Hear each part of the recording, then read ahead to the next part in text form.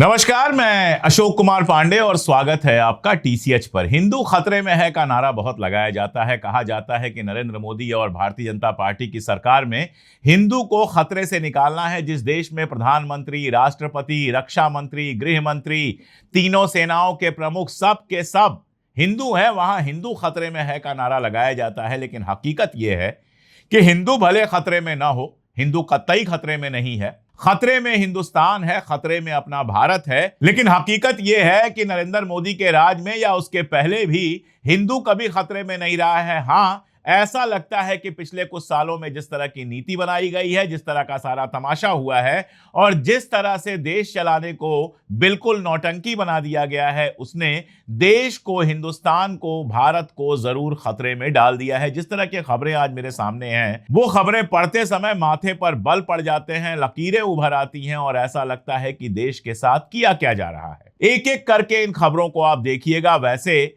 ये दुखद भी है और मजेदार भी है कि हिंदुस्तान के अंदर की खबरें, हिंदुस्तान की खबरें हमको बाहर के अखबारों से मिलती हैं। तो एक एक करके इन खबरों पर आप ध्यान देते चले जाइएगा। सबसे पहली खबर जो मैं आपको बता रहा हूं वो तो खैर एक हिंदुस्तानी अखबार में ही छपी है, ट्रिब्यून में। ट्रिब्यून में यह खबर छपी है कि चाइना का एक वकील है, विक्टर गाओ। और देखिए, यह सिर्फ एक वकील नहीं है, यह चाइनीज गवर्नमेंट के बहुत करीब माना जाता है। विक्टर गाओ ने बयान दिया है कि भारत अगर जो समझौता था, सिंधु नदी वाला समझौता था, जिसमें ऑपरेशन सिंदूर के समय कहा गया था पाकिस्तान का पानी रोक देंगे और तमाम मीम बनने लगे थे, उसकी बात करते हुए कहा है कि अगर भारत पाकिस्तान का पानी रोकता है तो चाइना भी ब्रह्मपुत्रा का पानी रोक सकता है। अगर भारत में सिंधु नदी वाला जो मामला है वो ऊंचाई पर है, इसलिए वो पानी रोक सकता है, तो हमारे यहां भी ब्रह्मपुत्रा ऊंचाई पर है, हम पानी रोक सकते हैं। और देखिए, चाइनीज गवर्नमेंट ने सीधे ये नहीं कहा है, लेकिन ब्रह्मपुत्रा पे जिस तरह से पुल बन रहा है और बाकी सारी चीजें हो रही हैं, वो खतरे का संकेत है। यानी बहुत साफ दिखाई दे रहा है कि चाइना पाकिस्तान के साथ किसी भी हद तक जाने को तैयार है और हमारे लिए यह खतरे की घंटी है। और इसी समय आपको खबर यह मिलती है कि चाइना के साथ जो हमारा व्यापार है, कल तक गणेश जी की चाइना से बनी हुई मूर्ति और बिजली के झालर के बहिष्कार की नौटंकी करने वाले आज खामोश हैं, और चाइना के साथ जो हमारा व्यापार है वो लगातार बढ़ा है। लेकिन इसका मतलब यह नहीं कि हम चाइना को ज्यादा सामान भेज रहे हैं, इसका मतलब यह है कि चाइना हमको ज्यादा सामान लगातार भेज रहा है। हम चाइना के ऊपर डिपेंडेंट होते जा रहे हैं, हमारा व्यापार घाटा बढ़ता जा रहा है, यानी हमारा एक्सपोर्ट कम होता जा रहा है और इंपोर्ट लगातार बढ़ता जा रहा है। तो चाइना पाकिस्तान के साथ है और आपका जो व्यापार है वो चाइना के भरोसे है। चाइना से सामान आप इतना ज्यादा मंगा रहे हैं कि आपका घाटा, व्यापार घाटा लगातार बढ़ता चला जा रहा है। आप खुद सोचिएगा कि ये क्या पॉलिसी है। अब भक्त लोग कहेंगे हमें तो चाइना की चिंता नहीं है, हमारा दोस्त तो अमेरिका है। तो अमेरिका पर दो खबरें मेरे पास हैं जो मैं आपके साथ शेयर कर रहा हूं। पहली खबर आई राइटर्स में और वो पढ़ के मुझे अच्छा लगा। वो खबर ये बता रही थी कि अमेरिका जिस तरह से ट्रेड डील कर रहा है और उसमें सारा कुछ अपने फायदे में रखना चाहता है, उसको लेकर हिंदुस्तान नाराज है। हिंदुस्तान का कहना है, भारत का कहना है कि हमारे पास नए ट्रेड पार्टनर्स आ गए हैं और इसलिए हम अमेरिका का प्रेशर नहीं मानेंगे। अब ये खबर आई तो मुझे लगा कि शायद कुछ अच्छा हो रहा है, कम से कम ट्रेड डील में हम अमेरिका के सामने सीना तान के खड़े होने की कोशिश कर रहे हैं। लेकिन आप देखिए कि आज तक कम से कम 70-80 बार ट्रंप ये कह चुका है कि हिंदुस्तान पाकिस्तान की लड़ाई हमने रुकवाई। इसके अलावा अमेरिका के कई सारे ऑफिसर्स ये कह चुके हैं कि भारत के साथ जो ट्रेड डील हो रही है वो हमारे फायदे वाली है। ट्रंप कह चुका है कि अब तक के प्रधानमंत्री जो थे वो भारत के साथ जो ट्रेड डील करते थे उसमें नुकसान होता था, मैं जो ट्रेड डील करूंगा उसमें फायदा होगा। ये सब अमेरिका कह चुका है, लेकिन कभी भारत की तरफ से कोई बयान नहीं आया उसको खारिज करते हुए। लेकिन जब राइटर्स की ये न्यूज आती है कि भारत अपने भले की सोच रहा है, ट्रेड डील में अपनी शर्तें डाल रहा है, ट्रेड डील में नहीं मान रहा है अमेरिका की बात, तो तुरंत भारत सामने आता है, भारत के प्रवक्ता सामने आते हैं और कहते हैं कि ये फेक न्यूज है, ऐसा कुछ नहीं है। इसका मतलब यह है कि अमेरिका का दबाव आप मान रहे हैं और भारत के साथ साथ अमेरिका भी सामने आता है और कहता है कि राइटर्स की खबर फेक है। यानी जरा सी बात हुई कि आपने रीढ़ की हड्डी मजबूत कर ली है और तुरंत आपने उसको फेक बता दिया, दुनिया को क्लियर कर दिया कि आप अमेरिका के सामने झुक रहे हैं। लेकिन इससे बड़ी खबर इसके बाद है, जिसको समझना बहुत जरूरी है। खबरों को अलग अलग करके नहीं, खबरों को एक साथ देखना चाहिए। लिंडसे ग्राहम के बारे में आप जानते हैं। लिंडसे ग्राहम जो है, उसने हमेशा इजराइल का साथ दिया, कश्मीर के मुद्दे पर हमेशा पाकिस्तान के साथ रहा, यानी हर तरह से भारत के खिलाफ रहा। लिंडसे ग्राहम ने मरने से पहले एक बिल बनाया था और उस बिल को अमेरिका की सीनेट में पेश होना था। अब लिंडसे ग्राहम अचानक मर गया। रूस में मरा, कीव में मरा, अमेरिका में मरा, कोई नहीं जानता, मर गया, बात खत्म हुई। लेकिन ट्रंप ने कहा कि लिंडसे ग्राहम को श्रद्धांजलि देने के लिए उस बिल को मैं संसद में ला रहा हूं, सीनेट में ला रहा हूं। अब उस बिल की जब आप वर्डिंग देखते हैं, उस बिल को आप पढ़ते हैं, तो पता यह चलता है कि भारत, चाइना, स्लोवाकिया, हंगरी और अजरबैजान पर 100% टैरिफ लगाए जाने की बात है, क्योंकि रशिया से ये लोग तेल खरीद रहे हैं। यानी रशिया से तेल खरीदने वाले, गैस खरीदने वाले मुल्कों के ऊपर 100% टैरिफ लगाने का मामला है। और इसमें पहला नाम जो लिया जा रहा है वो इंडिया यानी भारत का लिया जा रहा है। कहा जा रहा है कि लिंडसे ग्राहम ने तो 500% टैरिफ की बात की थी, लेकिन इसको घटाकर 100% कर दिया गया। अब आप देखिए कि जून 2026 में रूस से भारत ने 26.1 लाख बैरल कच्चा तेल डेली खरीदा है, जो भारत के कुल तेल की जो जरूरतें हैं, जो कुल हमारा इंपोर्ट है, उसका आधे से ज्यादा है, 52.4% है। आधे से ज्यादा तेल हमारा रशिया से आ रहा है। और इसके बावजूद हालत यह है कि भारत में जो तेल की कीमत है वो काफी ज्यादा है। अब कहा जा रहा है कि चूंकि आप रूस से तेल खरीद रहे हैं, इसलिए आपके ऊपर 100% टैरिफ लगाया जाएगा। इसके पहले रशिया से तेल खरीदने के लिए छूट भी अमेरिका ने दी थी। अब ये जो 100% टैरिफ लग रहा है, इसके तहत नियम एक बना दिया गया कि जो अपनी जरूरत के 15% से कम खरीदते हैं रशिया से, उनको इससे छूट मिल जाएगी। उसका फायदा यह हुआ कि यूरोप के 15 ऐसे मुल्क जो रशिया से गैस खरीदते हैं लेकिन अपनी कुल जरूरत का 15% से कम खरीदते हैं, उनको छूट मिल गई। तो बहुत सीधे दिख रहा है कि इस बिल का अगर असल में कोई निशाना है तो इंडिया और चाइना, दो कंट्रीज हैं जो इसका निशाना है। 100% टैरिफ लगेगा। अब आप देखिए कि राइटर्स में न्यूज आती है कि भारत अपने ट्रेड बिल के लिए अड़ रहा है और उसको खारिज कर दिया जाता है। और उसके बाद यह खबर आती है कि 100% टैरिफ लगाया जाता है। वो भी ये जो बिल आया है, ये बाई पार्टीजन बिल है। यानी अगर आप इंडिया में रहते हैं तो इस तरह से समझिए कि कोई ऐसा बिल आए जिसको कांग्रेस भी समर्थन दे रही हो और भाजपा भी समर्थन दे रही हो, तो उस बिल के पास होने को कोई रोक नहीं सकता। तो वहां पर रिपब्लिकन और डेमोक्रेट्स दोनों इस बिल के समर्थन में हैं। बाई पार्टीजन बिल है और जो सीधे सीधे भारत के खिलाफ खड़ा होता है। ऐसा लगता है कि ट्रेड डील में थोड़ी बहुत हरकत करने की कोशिश की गई, दबाव बनाने की कोशिश की गई, अमेरिका की बातों से इंकार करने की कोशिश की गई, तो बदले में आपके ऊपर 100% टैरिफ लगाने वाला बिल ला दिया गया, ताकि रशिया से आप तेल खरीद ही ना पाएं। और रशिया से अगर आप तेल नहीं खरीदेंगे तो आपको उन जगहों से तेल खरीदना पड़ेगा जहां से अमेरिका कहता है, क्योंकि ईरान से तेल खरीदेंगे तो ईरान से तेल खरीदने पर भी आपके ऊपर टैरिफ लग जाएगा। उनके ऊपर भी सैंक्शन लगा हुआ है। तो रशिया और ईरान जहां से आप सस्ता तेल खरीद सकते थे, वो रास्ता भारत के लिए पूरी तरह से बंद कर दिया गया है। लगता यही है कि जो ट्रेड डील हो रही थी उसमें प्रेशर बनाने के लिए यह किया गया है। अब भारत के पास दो रास्ते हैं।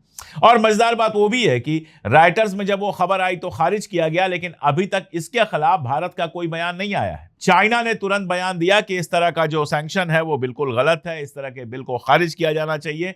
उनके जो विदेश मंत्रालय के प्रवक्ता हैं लिन जियान, उन्होंने कहा कि इस कानून का हम कड़ा विरोध करते हैं, कड़ी मुखालिफत करते हैं और इस तरह की चीजों को हम मानते नहीं हैं, क्योंकि ये यूएनएससी द्वारा अप्रूव नहीं है, सिक्योरिटी काउंसिल ने इसको अप्रूव नहीं किया है और इसका कोई इंटरनेशनल कानूनी आधार नहीं है, इसलिए हम नहीं मानते हैं।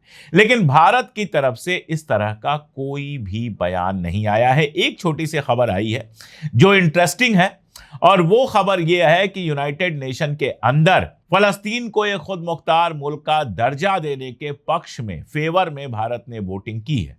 इजराइल से दोस्ती का अहद करने वाले, इजराइल से दोस्ती का मुजाहिरा करने वाले, वादा करने वाले भारत क्या नरेंद्र मोदी कहिए, नरेंद्र मोदी ने यूएन के अंदर फलस्तीन को समर्थन दिया है। यह भी बहुत मजेदार है, कभी एक कदम आगे कभी एक कदम पीछे, समझ में नहीं आता है कि आपका क्लियर स्टैंड क्या है। लेकिन यह एक ऐसी चीज है जो अमेरिका और इजराइल को बुरी तो लगेगी ही। खैर, ये दो खबरें आप जोड़कर देखिए कि लगातार आपके ऊपर प्रेशर पड़ रहा है और आप उस प्रेशर का जवाब नहीं दे पा रहे हैं। नतीजा क्या है? आपके पास ऑप्शन क्या है? आपके पास ऑप्शन है, या तो आप रशिया और चाइना से तेल खरीदना बंद कर दीजिए और महंगा तेल खरीदिए, फिर हमारे लोगों के ऊपर और प्रेशर बढ़ेगा, हमारे आपके ऊपर और प्रेशर बढ़ेगा, डीजल और पेट्रोल की कीमतें और ज्यादा बढ़ेंगी। और दूसरा ऑप्शन यह है कि अमेरिका की बात मत मानिए, ईरान और रशिया से तेल खरीदते रहिए। ऐसे में 100% टैरिफ लगेगा, आपका सामान जो अमेरिका में जाएगा उसके ऊपर 100% टैरिफ लगेगा, यानी 10 रुपए के सामान पर 10 रुपए का टैरिफ लगेगा। तो अमेरिका की मार्केट में आपका सामान महंगा होता जाएगा, आपके लिए अमेरिका में कुछ भी एक्सपोर्ट करना मुश्किल होता जाएगा। अब इसके सामने तरीका वही है जो चाइना अपनाता है कि 100% टैरिफ आप लगाएं तो हम भी आपके ऊपर 100% टैरिफ लगाएंगे। अमेरिका ने हमारे सामान पर 100% टैरिफ लगाया तो आप भी अमेरिका के सामान पर 100% टैरिफ लगा दीजिए। लेकिन इसके लिए रीढ़ में हड्डी होना बहुत जरूरी है और इसके लिए अपने ऊपर भरोसा होना बहुत जरूरी है। दुर्भाग्य से पिछले कुछ वक्त में भारत सरकार का जो बिहेवियर रहा है उसमें यह भरोसा और अपने ऊपर वो गरूर दिखाई नहीं दिया है। अब आपको एक खबर और बताता हूं जिससे यह बात साबित होती है कि इस सरकार ने देश का क्या हाल किया है, इस सरकार में देश की सिक्योरिटी का क्या मामला है। आधार वगैरह की बात छोड़ दीजिए, हम काफी पहले बता चुके हैं कि कैसे आधार का डेटा लीक हो चुका है, आधार का डेटा आराम से बाजार में अवेलेबल है, वो सब तो आप छोड़ ही दीजिए। भारत का सबसे बड़ा जो न्यूक्लियर पावर प्लांट है वो कुडनकुलम में है और कहा जा रहा है कि इससे जुड़े हुए हजारों दस्तावेज लीक हो गए हैं। ये भी खबर इंटरनेशनल अखबार में छपी है, यह खबर भी कोई हिंदुस्तानी अखबार में नहीं छपी है, हिंदुस्तान में तो बाद में आई। राइटर्स ने बताया है कि हैकर्स का एक ग्रुप है वर्ड लीक्स, और इस वर्ड लीक्स नाम के ग्रुप ने डार्क वेब पर भारत के न्यूक्लियर पावर प्लांट कुडनकुलम से जुड़े हुए हजारों दस्तावेज अपलोड कर दिए हैं। इनमें है क्या क्या? इनमें पावर प्लांट के कुछ हिस्सों के ब्लूप्रिंट हैं, भारत के सप्लायर्स कौन से हैं उनकी लिस्ट है, कंट्रोल रूम और अन्य रिकॉर्ड जो हैं वो सार्वजनिक किए गए हैं। और ये जो हैक हुआ था ये मई में हुआ था, जून में दस्तावेज के लीक करने का दावा किया गया और अब जाकर दुनिया में ये जानकारी आई है। अब आप ये देखिए कि तमिलनाडु के कुडनकुलम प्रोजेक्ट में काम कौन कर रहा था। काम कर रहे थे अनिल अंबानी साहब के रिलायंस ग्रुप के लोग, यानी कुडनकुलम प्रोजेक्ट में जो काम कर रहे थे वो अनिल अंबानी के रिलायंस ग्रुप के लोग थे। और वो भी मानते हैं कि third party data centre company Yotta का सर्वर हैक किया गया है, यानी थर्ड पार्टी जो है वो वहां का डेटा मैनेज कर रही थी हमारे देश के इतने इंपॉर्टेंट नेटवर्क का। सब कुछ अडानी जी अंबानी जी के पास है भाई। मिसाइल बनाएंगे, ड्रोन बनाएंगे अडानी जी वाले केस का भी अमेरिका में बहुत मजेदार हुआ। केस से छूट पाने के लिए आई खबर की करोड़ों डॉलर का इन्वेस्टमेंट करेंगे। अब वहां के कोर्ट ने पूछ लिया है कि बताइए क्या क्विड प्रो को हुआ है, यानी क्या लेन देन हुआ है ये बताइए। तो अंबानी साहब के भी वहां से छूटने का कोई खास चांस नहीं लग रहा। करप्शन के मामले में वहां पर वो फंसे हुए हैं। और इधर वो अनिल अंबानी जिसके ऊपर 50 आरोप हैं, सुप्रीम कोर्ट में केस चल रहा है, ईडी सीबीआई जिसके पास पहुंच चुकी है, लेकिन सुप्रीम कोर्ट उसको गिरफ्तार नहीं कर रहा है, ईडी गिरफ्तार नहीं कर रही है। बाकी सबकी गिरफ्तारी के लिए ईडी बहुत फास्ट रहती है, चीफ मिनिस्टर को गिरफ्तार कर लेगी, लेकिन अनिल अंबानी को गिरफ्तार नहीं कर पाई अब तक। उसी अनिल अंबानी के रिलायंस ग्रुप को दिया गया था तमिलनाडु के कुडनकुलम प्रोजेक्ट का थर्ड पार्टी अरेंजमेंट दिया गया था। उनकी डेटा सेंटर कंपनी थी योट्टा और उसका सर्वर हैक किया गया था और अब जाकर यह जानकारी सरकार को दी गई है। कहा यह जा रहा है कि Reliance infrastructure Kudankulam nuclear plant की यूनिट 3 और यूनिट 4 के प्रोजेक्ट का ठेकेदार है, उसको ठेका दिया गया है। कंपनी का कुछ डेटा एक third party data centre company Yotta के सर्वर पर था। योट्टा के सर्वर पर 29 मई 2026 को देखा गया कि हैकिंग की कोशिश की जा रही है और कहा गया कि साइबर अटैक रोक दिया गया है, लेकिन यह साइबर अटैक हुआ और 19,000 संवेदनशील दस्तावेज जो हमारी सुरक्षा के लिए इंपॉर्टेंट हैं, वो दुनिया को मुफ्त में अपलोड कर दिए गए डार्क वेब पर। उसका जो चाहे हमारे दुश्मन इस्तेमाल कर सकते हैं। अब जो हमारा NPCIL है, nuclear power corporation of India limited, वो रिलायंस के साथ मिलकर मामले की समीक्षा कर रहा है। अब रिलायंस को तो कहीं कोई सजा मिलनी नहीं है। और आप ये सोचिए कि हमारे जो एक्सपर्ट्स हैं वो बता रहे हैं कि डार्क वेब पर जो ये दस्तावेज हैं, अगर वो असली हैं तो भारत के लिए खतरा बढ़ा है। कोई भी हमलावर, कोई भी दुश्मन हमारे न्यूक्लियर पावर प्लांट के सपोर्ट सिस्टम, सप्लाई चेन और सुरक्षा व्यवस्था को बेहतर ढंग से समझ सकता है, जो हमारे लिए खतरनाक हो सकता है। हालांकि दावा सरकार कर रही है और NPCIL कर रहा है कि जो डेटा ब्रीच है वो न्यूक्लियर सिक्योरिटी से जुड़ी हुई नहीं है। अब खुल के कैसे कोई क्या कहेगा। कोई वाकई ढंग से जांच हो तो पता चले कि हमारा कितना नुकसान हुआ है, और ये भी पता चले कि इतने संवेदनशील जगहों पर जिम्मेदारियां अडानी अंबानी जैसे लोगों को क्यों दी जाती हैं। क्या भारत सरकार खुद अपने लोगों को भर्ती करके ये सारा काम नहीं करवा सकती है? लेकिन भर्ती तो करना नहीं है। भर्ती करने में तो रोजगार देना पड़ेगा। रोजगार देने में सरकार का कोई इंटरेस्ट है नहीं। इसलिए हर जगह ठेका, हर जगह थर्ड पार्टी, हर जगह ये, हर जगह वो। नतीजा क्या है वो आपके सामने है। ये तो सामने आ गया क्योंकि राइटर्स ने छाप दिया। हिंदुस्तान का कोई अखबार या हिंदुस्तान की कोई वेबसाइट तो ये छापने की हिम्मत भी नहीं कर सकती थी। आधे तो अंबानी जी के हैं, आधे अडानी जी के हैं, तो वो क्या एक दूसरे का छापेंगे? एक दूसरे का दबाने में ही लगे रहते हैं। तो ये हालत है देश के अंदर। सुरक्षा का क्या हाल है वो मैंने आपको बताया, और बाहर क्या हाल है वो मैंने आपको बताया। इकोनॉमिक फ्रंट पे क्या हाल है वो मैंने आपको बताया। सिक्योरिटी फ्रंट पे क्या हाल है वो मैंने आपको बताया। और पूरा देश इस समय देख रहा है कि मंदिरों की चढ़ावा चोरी का क्या हाल है।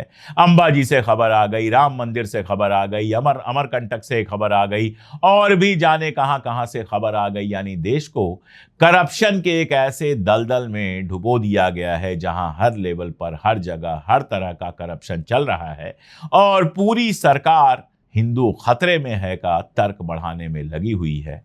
आजम खान की यूनिवर्सिटी तोड़ी जाएगी, लेकिन कोई नई यूनिवर्सिटी कभी सरकार बनवाएगी नहीं। और इस पर भी भक्त कहेंगे कि दुनिया में डंका बज रहा है। आप क्या कहेंगे? कमेंट में जरूर बताइएगा। आज के लिए इतना ही। बहुत शुक्रिया।